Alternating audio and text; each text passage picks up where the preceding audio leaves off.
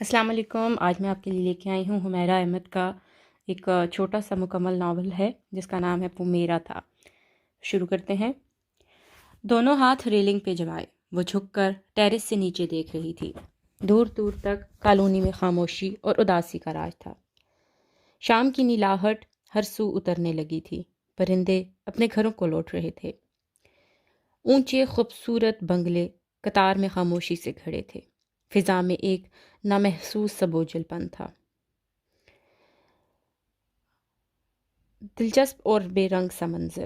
اس کی نگاہیں مایوس سی پلٹ آئیں۔ بے حد بوریت بھری جگہ تھی وہ۔ اگر اسے پہلے علم ہوتا تو وہ کبھی خالہ کے گھر چھٹیاں گزارنے نہ آتی۔ پچھتاوے سے بھرے تعصب سے اس نے سر جھٹکا، پھر گردن موڑی۔ نگین شیڑ تلے کرسی پہ بیٹھی ناول میں گم تھی۔ آپا، پڑھ رہی ہو اتنی دیر سے؟ کیا پڑھ رہی ہو اتنی دیر سے؟ اسے پھر سے غصہ آنے لگا۔ ایک تو جگہ بور ترین تھی، اوپر سے نگین کی شخصیت۔ صفحے سے نگاہیں اٹھائے بنا مبہم سا استفار۔ میں نے پوچھا ہے کیا پڑھ رہی ہو؟ وہ اس کے کان کے قریب آ کر چیخی۔ شش، زرنیلا چائے بنانے گئی ہے، کمیل آیا ہوا ہے۔ شرمیلی مسکان لبوں پہ سجائے نگین نے تجسس بھری بے چینی سے صفحہ پلٹا۔ وہ کلس کر رہ گئی۔ اماں نے کہا تھا چھٹیاں اچھی گزریں گی، خالہ کے پاس رمضان میں اسلام آباد چلی جاؤ، اور اس نے فوراً خوشی خوشی حامی بھر لی۔ خالہ لوگوں سے ملے بھی تو 5-6 برس ہو چکے تھے۔ وہ لوگ کراچی شفٹ ہوئے تو آنا جانا ختم ہی ہو گیا تھا۔ اب اسی سال اسلام آباد واپس آئے تھے۔ وہ ان کے آنے پہ بے حد خوش تھی۔ فون کا ہی صحیح مگر رابطہ تو تھا نا۔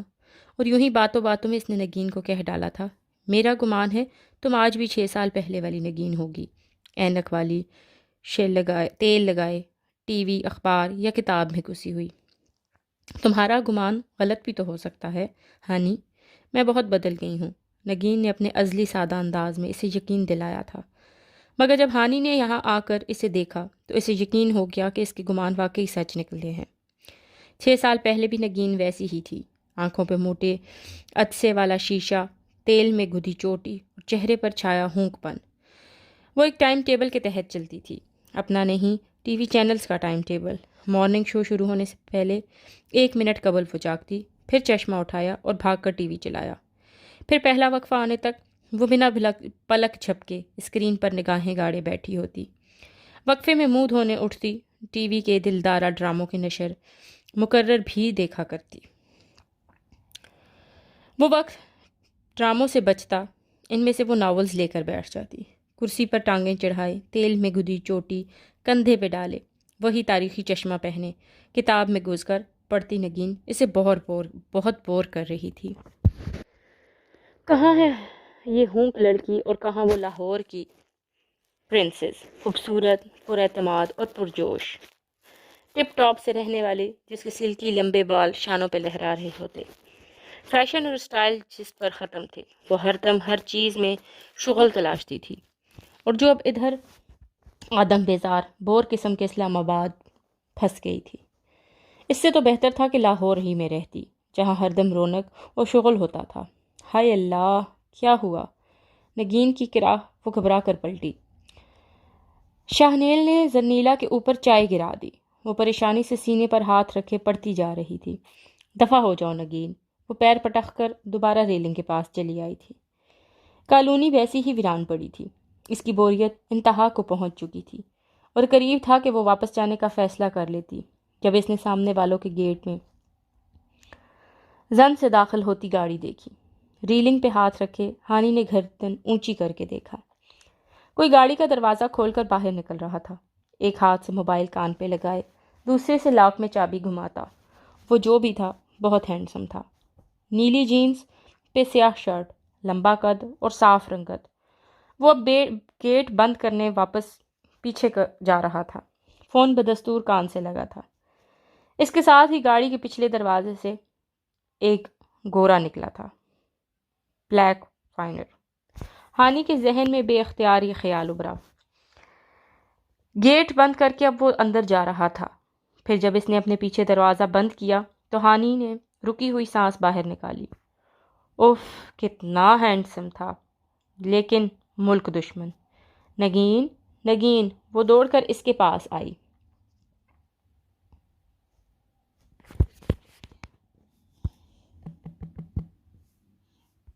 واپس جانے کے سارے پروگرام بھول گئے تھے۔ تم نے اسے دیکھا ہے؟ کسے؟ وہ جو C5 میں رہتا ہے۔ ہاں دیکھا ہے۔ نگین کا چہرہ ہنوز کتاب پہ جھکا تھا۔ اچھا، کون ہے؟ وہ خوشی بھرے تجسس سے اس کے قریب ہوئی۔ کیسا ہے؟ نگین نے لمحے بھر کو ناول سے سر اٹھا کر ٹھہر ٹھہر کر بتانے لگی۔ بڑا پیارا ہے، سفید رنگ، سلکی بار، بھوری آنکھیں، اونچا قد، مضبوط جسامت اور یہ لمبی سی دم۔ دم؟ وہ آنکھیں موندے جو اس حسین تصور میں کھوئی تھی جھٹکے سے سیدھی ہوئی۔ اس کی دم بھی ہے؟ ہر کتے کی دم ہوتی ہے ہانی۔ کتا؟ کون سا کتا؟ وہ جو سامنے والوں کا ہے۔ ابے میں کتے کی نہیں، اس کے مالک کی بات کر رہی ہوں۔ اوہ اچھا وہ۔ نگین جواب دیتے ہوئے پھر سے پڑھنے لگی تھی۔ وہ کوئی نیا کرایہ دار ہے، ابھی ہفتہ بھر پہلے شفٹ ہوا ہے۔ وہ سفید جرمن شیفرڈ آسی کا ہے نا؟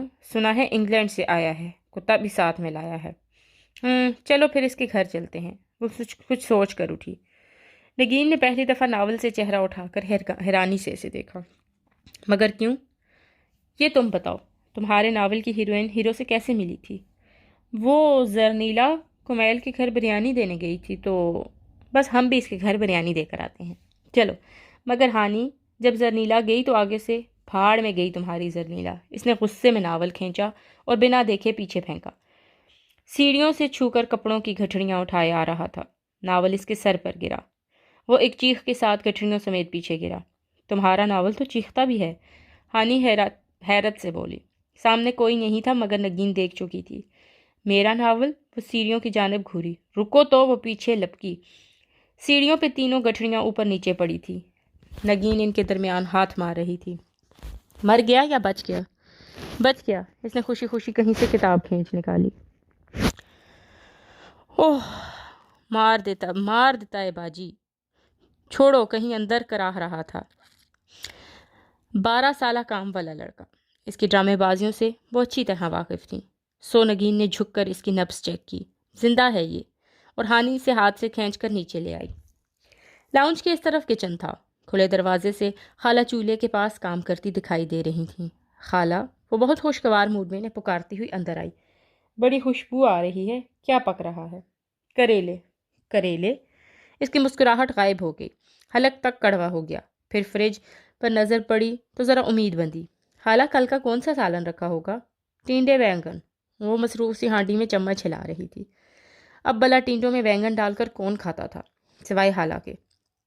ٹینڈے رکھے تھے تو آج کریلے نہ بناتی، ہم وہی کھا لیتے۔ وہ بڑبڑاتی ہوئی فریج کا جائزہ لینے لگی، مگر خالہ کے کان بہت تیز تھے۔ اللہ بخشے میرے سسر مرحوم کو، وہ کہا کرتے تھے، جس گھر میں روز چولہا جلے وہی گھر بستا ہے۔ سوئی گیس کے محکمے میں تو نہیں تھے آپ کے سسر؟ کیا کہا؟ کچھ نہیں امی، آپ یہ بتائیں کوئی سویٹش رکھی ہے؟ نگین کی پہلی سمجھداری کی بات پہ ہانی نے حیرت سے اسے دیکھا تو وہ ذرا سی شرما گئی۔ وہ زنیلا بریانی کے ساتھ کھیر بھی لے کر گئی تھی نا، سرگوشی میں بتایا۔ ادھر خالہ شروع ہو چکی تھی۔ سویٹ ڈش کہاں سے آتی؟ صبح سے چینی ختم ہے۔ اللہ بخشے میرے سسر مرحوم کو، وہ کہا کرتے تھے، جس گھر میں چینی نہ ہو وہ گھر، اور وہ نگین کو ہاتھ سے پکڑ کر باہر کھینچ لائی۔ چینی ختم ہے نا، بس ہم اس سے چینی مانگنے جاتے ہیں۔ ہائے اللہ، ہم کوئی مانگنے والیاں ہیں؟ او ہو، چینی مانگنے سے کیا ہوتا ہے؟ اور اسے زبردستی لاؤنج تک اپنے ساتھ لائی۔ پھر پلٹ کر دیکھا، وہاں ایک کونے میں صوفے کے اوپر نیچے دائیں بائیں ہر طرف کتابوں کے ڈھیر لگے تھے۔ ایک چوڑی سی انسائکلوپیڈیا ٹائپ کی کتاب کھلی کھڑی تھی۔ 2 ہاتھوں سے اسے تھام رکھا تھا۔ تھامنے والوں کا چہرہ کتاب کے پیچھے۔ سنی، اگر خالہ ہمارا پوچھے تو کہنا ہانی اور نگین کتے والے سے سامنے والوں سے چینی مانگنے گئی ہیں۔ اس نے کھلی کتاب کو آواز لگائی۔ کتاب ذرا نیچے ہوئی اور پیچھے چھپا اوپر نکلا۔ 13 سالہ سنی، جس کی ہیری پوٹر والی گول اینک ناک پہ پھسل رہی تھی۔ چینی، اس نے انگلی سے ناک پہ گرتی اینک پیچھے کی۔ کیا آپ جانتی ہیں کہ چینی گنے کے رس سے بنتی ہے اور اس کی کمی سے دماغ کے سیل مرنے لگتے ہیں؟ او ہو، وہ تنک کر واپس پلٹی۔ ایک سے ایک نمونہ پڑا تھا خالہ کے گھر۔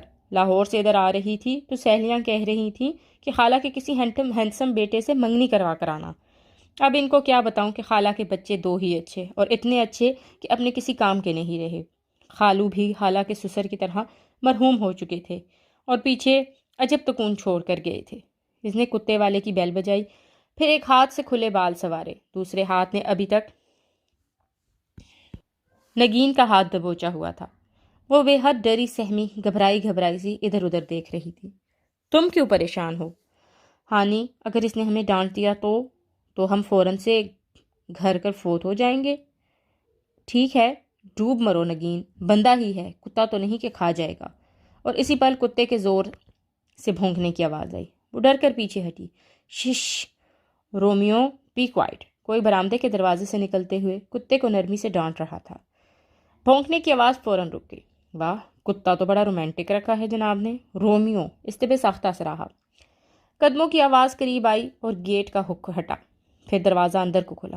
فرمائیے، وہ اکھڑے اکھڑے تیور لیے سامنے ہوا۔ نگین اس کی کوہنی پکڑے بالکل اس کے پیچھے جا چھپی۔ السلام علیکم، ہم سامنے والے گھر میں رہتے ہیں۔ پھر وہ دراصل آپ نئے آئے ہیں۔ آپ، ہانی نے رک کر سوالیہ ابرو اٹھائی۔ میں فرحاد ہوں۔ اور میں شیریں، بے ساختہ لبوں سے پھسلا۔ جی، وہ شیرہ بنانا ہے، چینی چاہیے تھی۔ وہ ہڑبڑا کر سنبھلی۔ شیرہ چینی سے بنتا ہے یا گڑ سے؟ نگین نے پیچھے سے سرگوشی کی۔ اس نے چہرے پہ مسکراہٹ سجائے زور سے اپنا جوتا نگین کے پاؤں پہ رکھا۔ جواباً وہ دبی دبی سے سسکی۔ سوری، میرے پاس چینی نہیں ہے، خشک لہجے میں کہتا گیٹ بند کرنے لگا۔ مگر کیوں؟ لگتے تو اب اچھے خاصے ویل آف ہیں۔ محترمہ، میں میٹھا نہیں کھاتا۔ تو چائے میں کیا ڈالتے ہیں؟ وہ دانت پیس کر ضبط سے بولا، سامنے کونے پہ اسٹور ہے، وہاں سے چینی مل جائے گی، اور ساتھ میں اخلاقیات کی کوئی کتاب بھی۔ وہ کھٹ سے دروازہ بند کر گیا، پھر زور سے کنڈی چڑھائی۔ کتا پھر سے بھونکنے لگا۔ واہ، خود فرحاد ہیں، کتا رومیو ہے، مگر رومانس ذرا چھو کر نہیں گزرا۔ جہنم میں جائے میری طرف سے۔ وہ خفت چھپانے کو زور زور سے بڑبڑاتی واپس چلی۔ میں تمہیں بتانے ہی لگی تھی ہانی، مگر تمہیں نے نہیں سنا۔ کیا؟ نگین کی شرمندہ آواز۔ وہ چونکی۔ یہی کہ جب زرنیلا بریانی لے کر گئی تھی تو کمیل نے بھی یہی کہا تھا۔ نگینہ نے بے بسی سے سر جھٹکا۔ وہ پیر پٹک کر آگے بڑھ گئی۔ اس نے الماری کا پٹ کھولا۔ سامنے ہی ایک استری شدہ نیا ریڈی میڈ جوڑا لٹکا ہوا تھا، جدید تراش خراش کا خوبصورت جوڑا۔ ہانی نے حیرت سے پلٹ کر نگین کو دیکھا، جو چہرے کے سامنے کتاب کیے آرام دہ کرسی پہ جھول رہی تھی۔ اس وقت اس نے سستی سی لان کا پینڈو سا جوڑا زیب تن کر رکھا تھا۔ یہ جوڑا کس کا ہے؟ میرا، بنا سیر اٹھائے جواب ملا۔ کون لایا تھا؟ اسے یقین نہ آیا کہ نگین کے پاس اتنا زبردست جوڑا بھی ہو سکتا ہے۔ امی، تو پہنتی کیوں نہیں ہو؟ خالہ رشیدہ نے بتایا تھا کہ اس پہ سایہ ہے۔ کیا؟ اس نے گھبرا کر الماری بند کی اور دونوں ہاتھ جھاڑے، پھر ایک دم ٹھٹک کر پلٹی۔ یہ خالہ رشیدہ کون ہے؟ پتہ نہیں۔ کتاب پہ سر جھکائے نگین نے شانے گئے۔ تو تمہیں کہاں ملی؟ خواب میں میں نے دیکھا کہ ایک بوڑھی خاتون میرے پاس آئیں اور انہوں نے بتایا کہ ان کا نام خالہ رشیدہ ہے، اور یہ کہ ان سارے کپڑوں پہ سایہ ہے، سو میں ان کو نہ پہنا کروں، اس لیے میں نہیں پہنتی۔ بالکل بدھو ہو تم۔ وہ جارحانہ انداز میں الماری کی طرف بڑھی، پھر رک گئی۔ کیا پتہ واقعی ان پہ سایہ ہو، ورنہ خالہ رشیدہ کو کیا شوق تھا نگین کے خواب میں آنے کا۔ وہ آہستہ سے الماری سے پرے کھسک آئی۔ سنو نگین، چند لمحے بعد اس نے اسے پکارا، تمہارے پڑوسی کے پاس چلتے ہیں۔ پھر اب کیا بہانہ کریں گے؟ تمہاری اس رنگیلا نے اگلا بہانہ کیا تھا؟ زرنیلا، نگین نے برا منہ بنا کر دیکھا۔ جو بھی ہے، ابھی تو مجھے بس فرحاد کا نام یاد ہے۔ وہ چت بیڈ پر گر گئی۔ بڑا شاندار بندہ ہے، اس کے ساتھ یہ چھٹیاں بہت اچھی گزریں گی۔ سنو، وہ پرجوش سی ہو کر اٹھی، تمہیں اس کے ساتھ سیٹ نہ کرا دوں؟ توبہ کرو ہانی، کیسی باتیں کرتی ہو؟ وہ اکیلا بندہ پتہ نہیں کون ہے، اور تم؟ سرخ پڑتے چہرے کے آگے اس نے کتاب کر لی۔ اکیلا؟ ہانی نے جیسے کچھ سمجھ کر سر ہلایا۔ وہ اکیلا کیوں رہتا ہے؟ لپک کر کھڑکی کی طرف آئی۔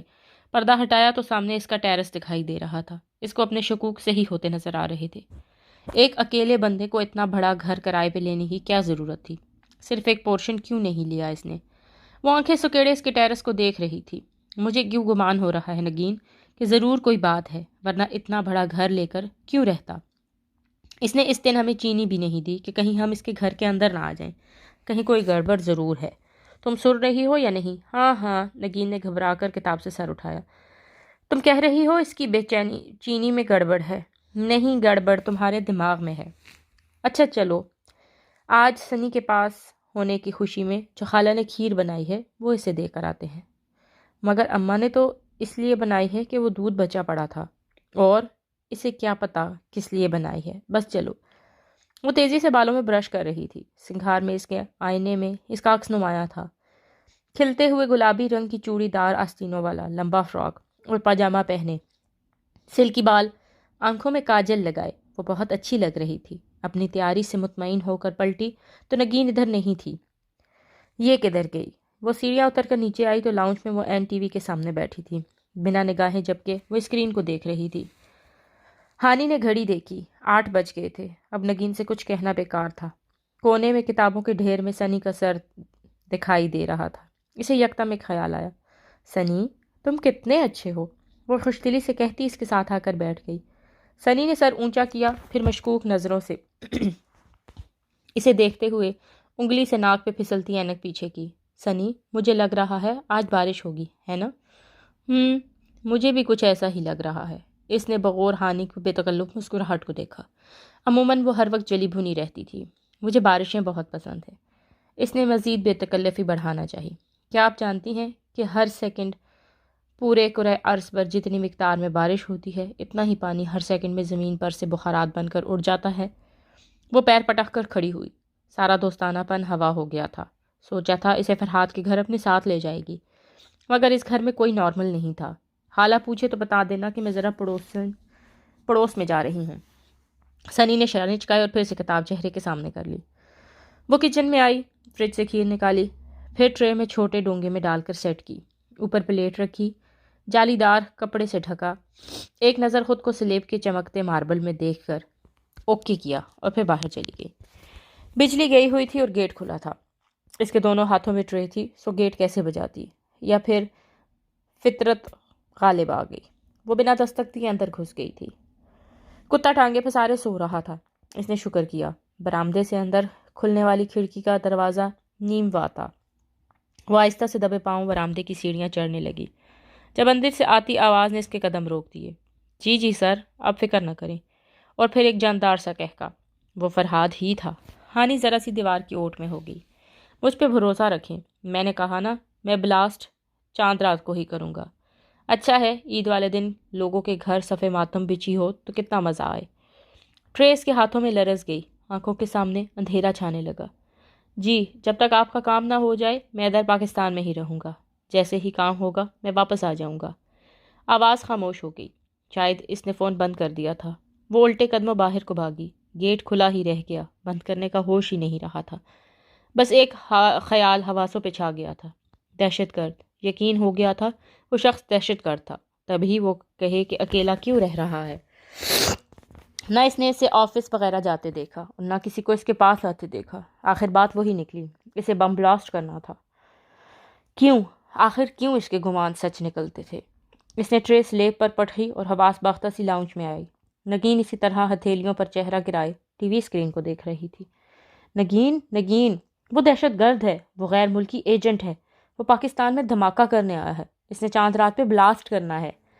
نگین نے حیرت سے گردن اس کی جانب موڑی۔ کون؟ وہی C5 والا، وہ کتا؟ اس کا منہ کھول گیا۔ کتا نہیں، اس کا مالک۔ کیا کہہ رہی ہو ہانی؟ نگین کی آنکھیں پھیل گئیں۔ سچ کہہ رہی ہوں، ہو سکتا ہے تمہیں کوئی غلط فہمی ہوئی ہو۔ نہیں، میں نے اپنے ان گناہگار کانوں سے خود سنا ہے، وہ غیر ملکی دہشت گرد ہے، فون پہ اپنے باس سے پلان ڈسکس کر رہا تھا، میں نے سن لیا۔ بس اب جلدی سے پولیس کو فون ملاؤ۔ اس نے تپاتی پہ دھرا فون سیٹ اٹھا کر گود میں رکھا۔ مگر رانی، اگر پولیس نے تم سے ثبوت مانگا تو؟ وہ جو زور و شور سے نمبر ڈائل کرنے لگی تھی ڈھیلی پڑ گئی۔ واقعی ثبوت تو اس کے پاس نہیں تھا، لیکن ہمیں اطلاع تو کرنا چاہیے۔ مگر کس بنیاد پہ؟ اگر وہ واقعی ٹیررسٹ ہے تو اس کے سورسز پولیس میں بھی ہوں گے اور پولیس کے پاس ہمارا نمبر آ جائے گا۔ پھر کیا کریں؟ ثبوت کیسے اکٹھے کریں؟ اس نے فون پہ پرے کر دیا۔ یہ تو مجھے نہیں پتا، ایک تو دہشت گردوں والا کوئی ڈرامہ بھی آج کل نہیں آ رہا۔ نگین نے مایوسی سے گردن جھکائی، پھر ایک جھٹکے سے اٹھائی۔ ڈرامہ، او میرا ڈرامہ، میں تو بھول ہی گئی۔ اس نے تڑپ کر ٹی وی کو دیکھا، مگر اب اسکرین پر اشتہارات چل رہے تھے۔ اسے چھوڑو، یہ سوچو کہ اب کرنا کیا ہے، کیا کریں۔ دونوں نے چند لمحے خاموشی سے ایک دوسرے کو دیکھا، پھر اپنے سر ہاتھوں میں گرا دیے۔ چند لمحے خاموشی کی نظر ہو گئے، پھر ایک جھٹکے سے دونوں نے سر اٹھایا۔ سنی، دونوں ایک ساتھ جی ہی کتابوں کے ڈھیر میں بیٹھے۔ سنی نے فوراً کتاب چہرے کے اوپر آگے کر دی۔ سنی آگے پیچھے جست لگا کر دونوں اس کی اطراف میں بیٹھیں۔ وہ کارپٹ پہ صوفے کے کنارے سے ٹیک لگائے بیٹھا تھا، کتاب ہنوز چہرے کے سامنے تھی۔ ان کے پکارنے پہ کتاب ہٹائی۔ جی، تم کتنے اچھے ہو سنی، کام بتائیں۔ اگر تمہارے پاس کسی مجرم کو گرفتار کرنے کے لیے ثبوت نہ ہو تو تم کیا کرو گے؟ میں اپنے کام سے کام رکھوں گا۔ اس نے پھر سے کتاب چہرے کے سامنے کر لی۔ سنی، اچھے بھائی نہیں ہو؟ دیکھو، اگر وہ مجرم کسی کی جان کے در پہ ہو تو بھی تم کچھ نہیں کرو گے؟ سنی نے کتاب بند کر کے میز پہ رکھی، پھر انگلی ٹھوڑی پہ رکھے اوپر دیکھتے ہوئے سوچنے لگا۔ ہاں، تب میں اسے گرفتار کرواؤں گا، مگر کیسے؟ یاد رکھو تمہارے پاس اس کے خلاف ثبوت نہیں ہے۔ میں اس کی جاسوسی کر کے ثبوت اکٹھے کروں گا۔ ہانی اور نگین نے ایک لمحے کو ایک دوسرے کو دیکھا اور پھر سنی کو۔ اور یہ جاسوسی کیا ہوتی ہے؟ جاسوسی؟ اس نے ناک پہ پھسلتی اینک پیچھے کی۔ کیا آپ جانتی ہیں کہ جاسوسی اعصاب کا کھیل ہے؟ یہ صرف مضبوط اعصاب سے ہی کھیلا جا سکتا ہے۔ مزید تفصیلات کے لیے طارق اسماعیل ساکر کی کتب ملاحظہ فرمائے۔ کوئی کتاب پڑھ کر جاسوس نہیں بن سکتا سنی، ہمیں ایک ٹیچر چاہیے۔ سنی نے مسکرا کر پھر اینک پیچھے کی۔ مجھ سے اچھا ٹیچر آپ کو نہیں مل سکتا۔ اب وہ ڈھیر میں ہاتھ ڈالے کوئی کتاب نکال رہا تھا۔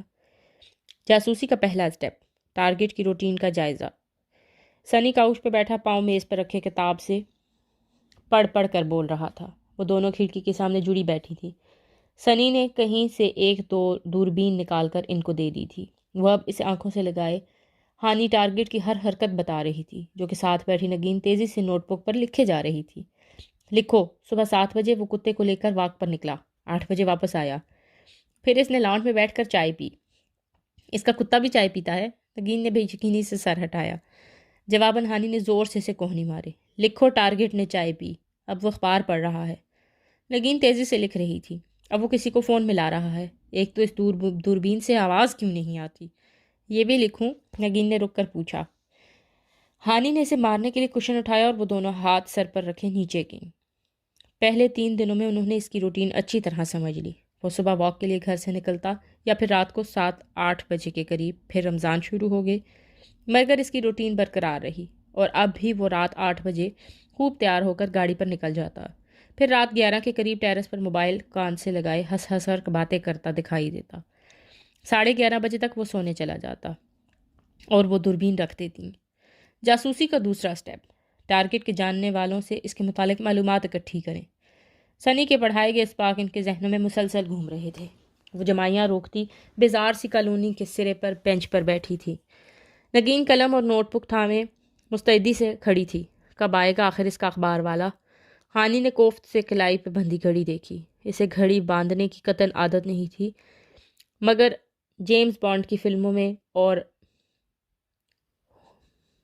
ہومز کی کتابوں میں گھڑی پہننی ہمیشہ دیکھا تھا، اور فی الحال وہ خود کو ان سے کم نہیں سمجھ رہی تھی۔ اخبار والا آئے گا تو ہم کیا کریں گے ہانی؟ بدھو، یاد نہیں ہے؟ سنی نے کہا تھا پہلے اس کی تعریف کر کے اسے متاثر کریں گے، پھر اس سے ٹارگٹ کے متعلق پوچھیں گے۔ کیا پوچھیں گے؟ ششٹ، وہ آ رہا ہے۔ اس نے جلدی سے نگین کا ہاتھ دبایا اور اٹھ کھڑی ہوئی۔ اخبار والا سائیکل دوڑاتا سامنے سے آ رہا تھا۔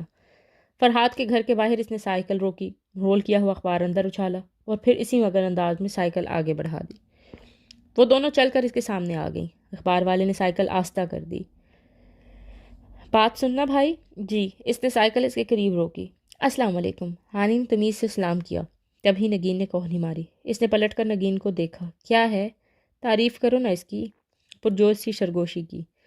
اب اس زکوٹا جن کی میں کیا تعریف کروں؟ اس نے نگین کو گھورا، پھر چہرہ اخبار والے کی جانب موڑا۔ بھائی، آپ کے پاس ڈیلی ٹائمز ہوگا؟ نگین نے حیرت سے اسے دیکھا۔ ایک آخری تھا، وہ ابھی C5 میں پھینک دیا ہے۔ آپ کے پاس اور نہیں ہوگا؟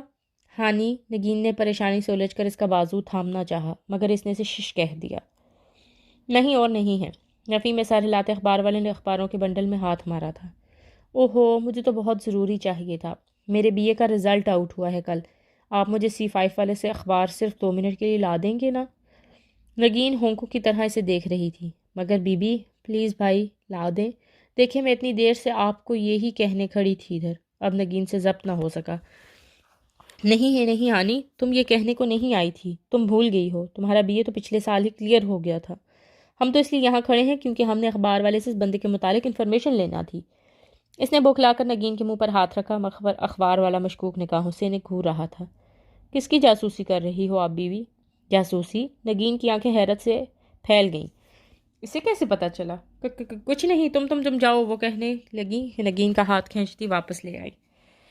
جاسوسی کا تیسرا سٹیپ، ٹارگٹ کی نہ جاننے والوں سے اس کے بارے میں معلومات اکٹھی کرنا۔ سنی میں کمر میں ٹہلتا کتاب پہ نگاہیں جمائے ہاتھ ہلا ہلا کر کہہ رہا تھا، اب یہ نہ جاننے والے کون ہوتے ہیں؟ C4 کے گیٹ کے سامنے کھڑے ہوئے ہانی نے جھلا کر پوچھا تھا۔ جواباً نگین نے فوراً نوٹ بک کے صفحے پلٹے تھے۔ ہاں سنو، سنی نے کہا تھا، یہ وہ لوگ ہوتے ہیں جن کو آپ جانتے ہوں اور جو ٹارگٹ کو بھی جانتے ہوں مگر ٹارگٹ ان کو نہ جانتا ہو۔ دیکھتے ہیں۔ ہانی نے گہری سانس لیے ہوئے بیل پر ہاتھ رکھا۔ یہ C4 تھا، فرحاد کے ہمسایوں کا گھر۔ چند ہی لمحے بعد گیٹ کھلا۔ ایک خاتون نے سر باہر نکالا، سر سے پیر تک ان کو دیکھا، ناک چڑھایا۔ کیا ہے؟ انداز روکھا تھا۔ ہم سامنے والے گھر سے آئے ہیں، کچھ کام تھا آپ سے۔ ہانی نے مسکرا کر خوش دلی سے تعارف کروایا۔ بولو۔ وہ آنٹی بات یہ ہے، ویسے ادب میں آنٹی کہہ رہی ہوں ورنہ کہنا تو نہیں چاہیے کیونکہ آپ ماشاءاللہ اتنی ینگ ہیں۔ واقعی ہانی؟ آنٹی تو نہ کہو، چھوٹی نانی جتنی تو ہوں گی، نگین نے آہستہ سے کہا تھا مگر آنٹی کے تاثرات بگڑے۔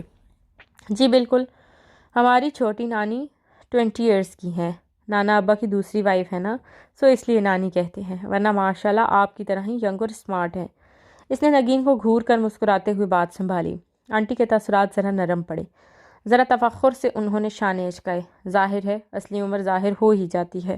خیر بتاؤ کیا کام تھا؟ وہ آنٹی بلکہ باجی کہنا مناسب ہوگا، اب کہ وہ سنی کی نصیحتوں پہ پوری طرح عمل کر رہی تھیں۔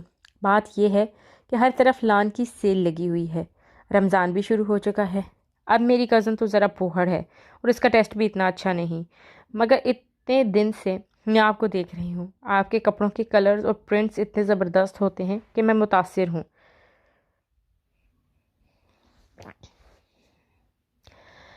نگین کا منہ آدھا کھل گیا۔ اب آپ خود ہی دیکھ لیں باجی کہ میرا اور میری کزن کا جوڑا کتنا عام اور پھیکا سا ہے، دوسری طرف آپ کا یہ جوڑا 3000 سے کم کا نہیں لگ رہا۔ نگین کے ماتھے پہ تیوریاں بڑھ رہی تھیں مگر وہ اسے کچھ کہہ نہیں رہی تھی۔ تو باجی میں آپ سے یہی کہنے آئی تھی کہ اگر ڈریس سلیکشن میں آپ میری مدد کریں اور میرے ساتھ شاپنگ پہ چلیں تو۔ کون سی شاپنگ؟ کہاں کی شاپنگ؟ نگین کمر پہ ہاتھ رکھے چلائی تھی۔ تم نے مجھے تو کہا تھا کہ C4 کی بڈھی گوڑی لال لگام کی جھوٹی تعریفیں کریں گے تو خوش ہو کر ساتھ والے کے بارے میں ہماری ساری معلومات دے دے گی، مگر تم نے اکیلے شاپنگ بھی پلان کر لی اور مجھے بتایا تک نہیں۔ نگین، اس نے بوکھلا کر آنٹی کو دیکھا جو اب قہر برساتی نظروں سے اسے دیکھ رہی تھی۔ میں نے شاپنگ کا تمہیں بتایا تو، مگر بات سنبھالنے سے قبل ہی آنٹی نے کھٹاک سے دروازہ بند کر دیا۔ تم واقعی میرے بغیر شاپنگ پہ چلی جائیں کیونکہ میں پوہر ہوں، پرہانسی ہو رہی تھی۔ ٹھہرو میں تم بتاتی ہوں کہ تم کیا ہو، آج تم میرے ہاتھوں نہیں بچو گی۔ وہ جارحانہ انداز میں آگے بڑھی اور نگین ڈر کر گھر کی طرف بھاگی۔ جاسوسی کا چوتھا سٹیپ، ٹارگٹ کے بارے میں ڈاکومنٹ انفارمیشن اکٹھی کریں۔ افطاری کے بعد وہ تینوں نگین کے کمرے میں موجود تھے۔ سنی ہاتھ میں چپس کا کھلا پیکٹ پکڑے چپس نکال کر کھا رہا تھا، گود میں پڑی کتاب کھلی رکھی ہوئی تھی۔ نگین ساتھ بیٹھی اپنے دوپٹے کے پلو سے چشمہ صاف کر رہی تھی جب وہ دوربین لگائے کھڑکی سے باہر دیکھ رہی تھی۔ سنی کی بات پر مایوسی سے اس نے دوربین رکھی۔ ڈاکومنٹ انفارمیشن کہاں سے اکٹھی کریں؟ میرے باپ دادا کا کبھی نادرا سے کوئی تعلق نہیں رہا۔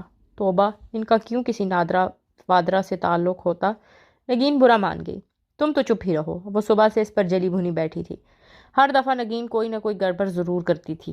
میں تو بتانے لگی تھی کہ عظمیٰ نے مکار ڈاکو کے بارے میں کیسے انفارمیشن اکٹھی کی تھی، مگر ٹھیک ہے نہیں بولتی۔ کون عظمیٰ اور کیا کیا اس نے؟ وہ الرٹ ہوئی۔ دھواں ڈرامے والی عظمیٰ، جب اظہر نے اسے مسکار کی بیوی کو فون کرنے کو کہا تھا اور پھر انہوں نے بآسانی مسکار کو ٹریس کر لیا تھا۔ ارے ہاں یاد آ گیا، فون میں لاؤ مگر نمبر آ جائے گا۔ ارے میری سم سے کرو، اس سے کچھ نہیں ہوگا۔ اس نے جھٹ اپنا موبائل تکیے سے اٹھایا اور نمبر ڈائل کیا۔ ریکارڈ بھی کرو نا۔ کرتی ہوں۔ اس نے ریکارڈنگ آن کر کے فون کان سے لگایا۔ گھنٹی جا رہی تھی۔ نگین اور سنی آگے ہو کر اس کو دیکھ رہے تھے۔ ہیلو، چھٹی گھنٹی پہ فون اٹھا لیا گیا تھا۔ السلام علیکم، میں صرف بنانے والی کمپنی سے بات کر رہی ہوں۔ ہم اپنی پروڈکٹ کے بارے میں عوام کا فیڈ بیک جاننا چاہ رہے تھے۔ آپ بتائیں آپ نے ہمارے صرف کو کیسا پایا؟ میں دھوبی نہیں ہوں، کپڑی لانڈری سے دھلواتا ہوں، وہ بیزاری سے بولا۔ تو آپ ہمیں اس لانڈری کا نام ہی بتا دیں۔ دوسری طرف سے کھٹ سے فون رکھ دیا گیا۔ پتہ نہیں کس شیریں کا فرہاد ہے، وہ فون کو گھور کے رہ گئی۔ خیر اس کی آواز ہمارے پاس آ گئی ہے، اب آگے کیا کرنا ہے؟ کیا کرنا ہے؟ سنی کے پیکٹ کے چپس نکالتی نگین نے غائب دماغی سے دہرایا۔ بھائی عظما نے آگے کیا کیا تھا؟ وہ اظہر نے ریکارڈنگ ایس ایچ او کو سنوائی تھی اور ایس ایچ او مسکار کی بیوی کی آواز پہچان گیا تھا۔ مگر ہماری کہانی میں نہ اظہر ہے نہ ایس ایچ او۔ یہ تو میں نے سوچا ہی نہیں۔ کاش تم کبھی سوچنے بھی لگو نگین۔ اس نے بیزاری سے فون واپس پھینکا۔ اتنا وقت برباد کر دیا اور حاصل کچھ بھی نہیں ہوا۔ ویسے اس کے مالک مکان کے پاس اس کے ڈاکومنٹس تو ہوں گے۔ چند لمحوں بعد وہ سوچ کر بولی، لیکن مالک مکان کا نمبر تو ہمارے پاس نہیں ہے۔ مگر اس شیریں کے میاں کے پاس تو ہوگا نا۔ میرے پاس ایک آئیڈیا ہے۔ چھوٹو چھوٹو، وہ اونچا اونچا چھوٹو کو پکارتی اپنا موبائل تلاش کرنے لگی۔ دوربین آنکھوں سے لگائے وہ موبائل کان پہ رکھے بیٹھی تھی۔ نگین نے اپنا کان اس کے کان سے لگے موبائل سے جوڑ رکھا تھا۔ اب چھوٹو اس کے سامنے کھڑا ہے، وہ دوربین سے دیکھ رہی مدھم آواز میں کہہ رہی ہے۔ سامنے والے لان میں وہ کرسی پر ٹانگ پہ ٹانگ رکھے بیٹھا تھا۔ چھوٹو اس کے سامنے تھر تھر کانپتا کھڑا تھا۔ کیا بات ہے؟ کون ہو تم؟ ہانی کے کان سے لگے موبائل نے فرہاد کی آواز بخوبی سنائی دے رہی تھی۔ اس کی کال نگین کے موبائل سے ملی ہوئی تھی جو چھوٹو کے جیب میں چھپا تھا۔ وہ جی مجھے میرے صاحب نے بھیجا ہے، ہم آپ سے پہلے اس گھر میں رہتے تھے، ہمارا کچھ سامان ادھر رہ گیا تھا جس کے لیے ہمیں مالک مکان سے رابطہ کرنا ہے۔ صاحب سے ان کا نمبر کھو گیا ہے، اگر آپ کے پاس ہے تو دے دیں۔ چھوٹو نے رٹو طوطے کی طرح ہانی کا یاد کرایا بیان دہرا دیا۔ ہانی نے فاتحانہ مسکراہٹ سے نگین کو دیکھا اور پھر سامنے نظر آتے منظر کو۔ اچھا، فرہاد نے آنے سکوڑ کر چھوٹو کو اوپر سے نیچے تک دیکھا۔ تمہارا نام کیا ہے؟ نام؟ چھوٹو کے رہے سہے اوسان جانے لگے۔ نام کا بتانا تو اسکرپٹ کا حصہ ہی نہیں تھا۔ کیوں، تمہیں اپنا نام نہیں آتا؟ وہ جی باجی نے کہا تھا کہ کتے والے جو بھی فضول سوال پوچھے جواب نہیں دینا۔ ہانی نے بے اختیار سر پہ ہاتھ مارا۔ فرہاد کے لبوں کو ایک جاندار مسکراہٹ چھوٹ گئی۔ تمہاری باجی نے اور کیا کیا کہا تھا؟ وہ جی چھوٹو ذرا شرما گیا۔ انہوں نے کہا تھا کہ اگر میں یہ کام کروں تو جس کڑی سے چاہوں گا وہ اس سے میرا بیاہ کرا دیں گی۔ تمہاری باجی نے کوئی میرج بیورو تو نہیں کھولا ہوا؟ نہ جی، وہ کیوں گیرج کھولیں گی، بہت پڑھی لکھی ہیں، وہ لاہور سے آئی ہیں۔ اب نام ہی نہ بتا دے، وہ دوربین آنکھوں سے لگائے غصے میں کھول رہی تھی۔ تو جا کر اپنی پڑھی لکھی باجی سے کہو کہ کتے والا پوچھ رہا ہے، میرے شفٹ ہونے سے ہفتہ پہلے تو اس گھر کی تعمیر مکمل ہوئی ہے، اس سے پہلے تو یہاں خالی پلاٹ تھا، آپ کیا اس میں جھگی لگا کر رہتی تھی؟ جی اس کے سخت ہوتے تیوروں پر چھوٹو الٹے قدموں واپس بھاگا۔ رومیو زور زور سے بھونکنے لگا تھا۔ گرتا پڑتا چھوٹو باہر آیا تھا۔ آئے ذرا اسے میں بیاہ کراتی ہوں اس کا۔ ہانی نے دوربین ایک طرف رکھی اور آستینیں موڑ لی۔ اب اس کا سارا غصہ چھوٹو پر نکلنا تھا۔ جاسوسی کا 5واں سٹیپ۔ وہ دونوں اداسی سے کھڑی تھیں، فرہاد کے گیٹ کو دیکھ رہی تھی جہاں وہ واک کے لیے نکل رہا تھا، جب سنی پیچھے سے آ کر بولا، کیا؟ ان دونوں نے پلٹ کر دیکھا۔ ٹارگٹ کا تعاقب، ٹارگٹ جہاں بھی جائے اس کا پیچھا کیا جائے گا۔ ان دونوں نے ایک دوسرے کو دیکھا، اب پھر اگلے ہی پل باہر کو بھاگی۔ مگر کچھ کہتا سنی ہڑبڑا کر سائڈ پہ ہوا۔ یہ دونوں دوڑ کر باہر نکلی اور اب تیزی سے آگے پیچھے سیڑھیاں اتر رہی تھیں۔ مگر فاصلے سے آپاں سنی نے تعصب سے بات مکمل کی، لیکن وہ عجلت میں سنے بغیر ہی جا چکی تھی۔ فرہاد ابھی اپنے گیٹ سے چند قدم آگے ہی بڑھا تھا، ہاتھ میں کتے کی زنجیر تھی جو کہ دم ہلاتا مزے سے اس کے پیچھے جا رہا تھا۔ ہانی گیٹ پر ایک لمحے کو رکی، پھر دوپٹہ سر پر لے کر خاصن آگے تک کر لیا۔ نگین نے فوراً تقلید کی۔ وہ دونوں اب سر جھکائے تیز تیز قدموں سے اس کے بالکل پیچھے چلنے لگی تھیں۔ وہ زنجیر پکڑے اپنے خوبصورت برطانوی لب و لہجے میں انگریزی میں کتے سے باتیں کرتا ان سے چند قدم ہی آگے تھا۔ تھوڑی دور جا کر وہ ایک دم رکا، ان دونوں کو بھی بریک لگی۔ لمحے بھر کو ٹھہر کر وہ پیچھے مڑا، وہ بھی ہڑبڑا کر پیچھے کو پلٹی۔ چند ثانیے وہ ان دونوں لڑکیوں کی پشت کو دیکھتا رہا، پھر سر جھٹک کر واپس پلٹا اور پھر سے دوپٹوں کے گھونگھٹ نکالے اس کے پیچھے ہو لیں۔ چند قدم آگے فرہاد ایک دم رکا اور کتے کی زنجیر کھینچتا ایک طرف کھڑا ہو گیا۔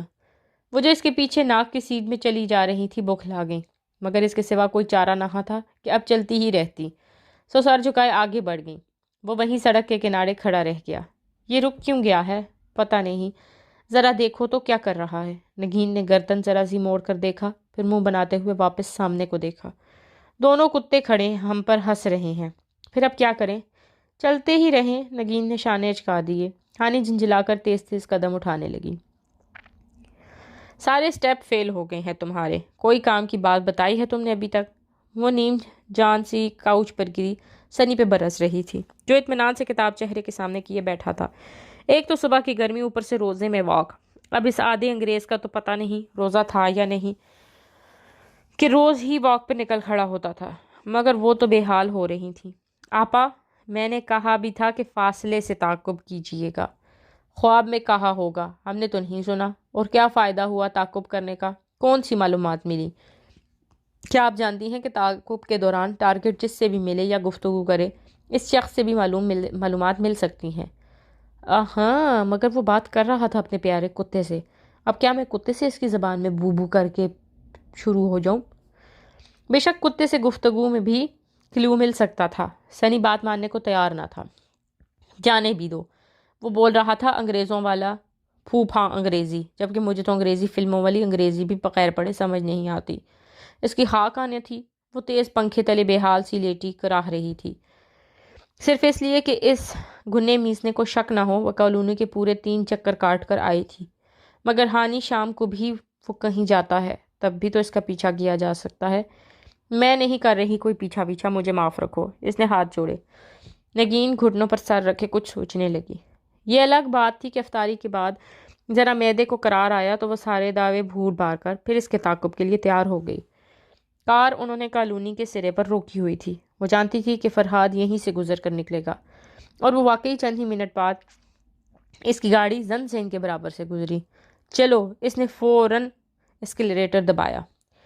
آج وہ بہت احتیاط سے اس کا پیچھا کر رہی تھی، مگر نگین بہت ڈری ہوئی تھی۔ ہانی، اگر کسی نے ہمیں پکڑ لیا تو؟ ڈراؤ تو مت۔ اسے خود بھی ڈر لگ رہا تھا، کہاں وہ پورا ایک عادی مجرم اور کہاں وہ صرف 2 عدد تنہا معصوم جوان لڑکیاں۔ ہائے اللہ، اسے خود پہ ترس آئے گا، مگر ملک و قوم کے لیے۔ ہاں نگین، ملک و قوم کے لیے ہمیں یہ کرنا ہوگا۔ اس نے جوش سے اسٹیئرنگ وہیل پہ ہاتھ مارا۔ یہ بازی، یہ عشق کی بازی ہے، یہ بازی تمہیں اس سے عشق ہو گیا ہے؟ نگین کو شوق لگا۔ ارے اس سے نہیں، ملک و قوم سے ہے۔ اس نے جھنجھلا کر موڑ کاٹا۔ فرہاد کی گاڑی سامنے ہی تھی۔ ارے یہ اسپتال کیوں آیا ہے؟ اسپتال کی پارکنگ میں سے گاڑی بڑھاتے دیکھ کر وہ دونوں حیران ہوئی تھیں۔ کیا پتہ اس کا باس بیمار ہو، یقیناً کسی غریب کی بد دعا لگی ہوگی۔ وہ اب گاڑی سے نکل کر اس کے پیچھے آئی تھی۔ ریسیپشن کے قریب فرہاد جیب سے موبائل نکالتے ہوئے رکا اور چمکتی اسکرین کو دیکھا، پھر چند بٹن دبائے۔ شاید کسی میسج کا جواب دے رہا تھا۔ موقع اچھا تھا، وہ اس سے پہلے ہی اندر آ گئیں۔ اگر اپنے باس سے ملنے آیا ہے تو ریسیپشن سے پتہ کرنے ضرور آئے گا۔ آؤ، ہانی اس کا ہاتھ تھامے فرنٹ ڈیسک پر لے آئی۔ اب وہ ریسیپشن ڈیسک پہ کوہنی رکھے فرہاد کی سمت پشت کیے منتظر تھی کہ وہ کب آئے۔ نگین سامنے ستون کی اوٹ میں نوٹ بک اور پین لیے تیار کھڑی تھی۔ شیشے کا دروازہ کھول کر وہ اندر آتا دکھائی دیا، بے حد پراعتماد اور مغرور انداز میں چلتا۔ وہ سیدھا ریسیپشن ڈیسک کی طرف آیا، جہاں ہانی نے اسے آتا دیکھ کر پوری طرح اس کی طرف پشت کر لی تھی۔ ایک تو کمبخت بلا کا ہینڈسم تھا، اور پھر تھا بھی ملک دشمن۔ ایکسکیوز می سسٹر، قریب آ کر اس نے اپنے خوبصورت لب و لہجے میں پکارا۔ ایک اتنا ڈیشنگ بندہ آپ کو سسٹر کہہ کر بلائے تو آپ کا دل اپنا نہیں تو اس کا سر دیوار میں دے مارنے کو ضرور چاہے گا۔ جی سر، ریسیپشنسٹ نے خوش دلی سے جواب دیا۔ شکر ہے، اسی کو سسٹر کہا تھا۔ وہ بے اختیار اس کی مشکور ہوئی۔ ڈاکٹر نعمان کہاں ہوں گے؟ وہ اس کے بالکل ساتھ کھڑا پوچھ رہا تھا۔ قیمتی محصور کل پرفیوم کی مہک اس کے ہوش اڑائے جا رہی تھی۔ وہ رہے ڈاکٹر نعمان، شکریہ کہہ کر کاریڈور کی طرف مڑ گیا۔ نگین ستون کے پیچھے سے نکلی اور وہ ڈیسک سے ہٹی۔ دونوں ساتھ ملی اور پھر ایک ساتھ اس کے پیچھے چل پڑیں۔ وہ پھر بوکھلا کر واپس مڑی۔ اس نے آنکھیں سکیڑ کر چند لمحے ان کو دیکھا، پھر سر جھٹک کر آگے بڑھ گیا۔ تب ہی سامنے سفید اوورال بازو پہ ڈالے ایک ڈاکٹر آتا نظر آیا۔ فرحاد کو دیکھ کر اس کے لبوں پر ایک جاندار مسکراہٹ ابھری۔ ارے یہ عید کا چاند ہوئے فرحاد حسن کب طلوع ہوئے؟ ڈاکٹر نعمان نے گرم جوشی سے گلے سے لگایا۔ پہلی کام کی بات پتہ چلی، اس کا پورا نام فرحاد حسن ہے۔ نگین ہانی کے ساتھ ان دونوں کی طرف پشت کیے کھڑی جلدی جلدی نوٹ بک پہ قلم گھسیٹنے لگی۔ بکو مت، اور سوری یار، میں پہلے نہیں آ سکا۔ انکل کی طبیعت اب کیسی ہے؟ لکھو، ٹارگٹ نے باس کے لیے انکل کا کوڈ ورڈ رکھا ہوا ہے۔ اس نے نگین کے کان میں سرگوشی کی۔ اب بہتر ہے، آؤ تمہیں ملواتا ہوں۔ اور تم سناؤ، تمہاری پرنسس کیسی ہے؟ ابھی تمہاری قید میں آئی یا نہیں؟ قید؟ وہ چونکہ نگین کے بھی کان کھڑے ہوئے۔ قید میں تو بس سمجھو وہ آ ہی گئی ہے۔ وہ بم سا مسکرایا۔ ہانی کا رواں رواں کانپ اٹھا۔ سوچ لو کہیں اس زبردستی پہ زنجیریں توڑوا کر بھاگ نہ جائے۔ تو اس نے کسی لڑکی کو زنجیروں سے قید کر رکھا ہے۔ وہ شدید صدمے میں کھڑی ان کی باتیں سن رہی تھی۔ ہماری زنجیریں بڑی مضبوط ہیں، نہیں بھاگے گی، بے فکر رہو۔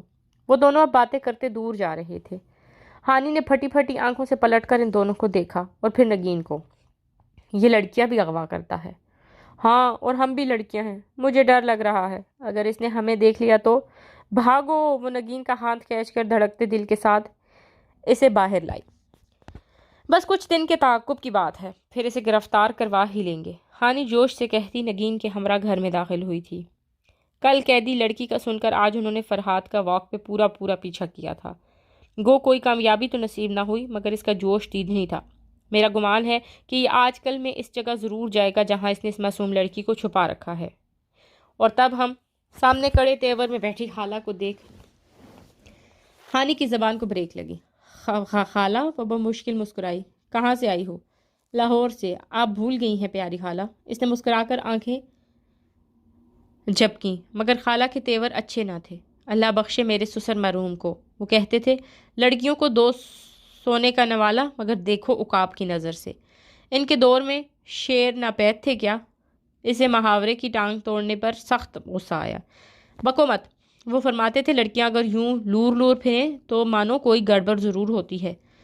بالکل درست فرما گئے تھے، اور نہیں تو کیا۔ وہ تائیدی انداز میں سر ہلاتی ان کے ساتھ بیٹھنے لگی۔ خبردار جو مجھے مکھن لگایا، وہیں سامنے ہو جاؤ۔ حالہ وہ روحانسی ہو گئی۔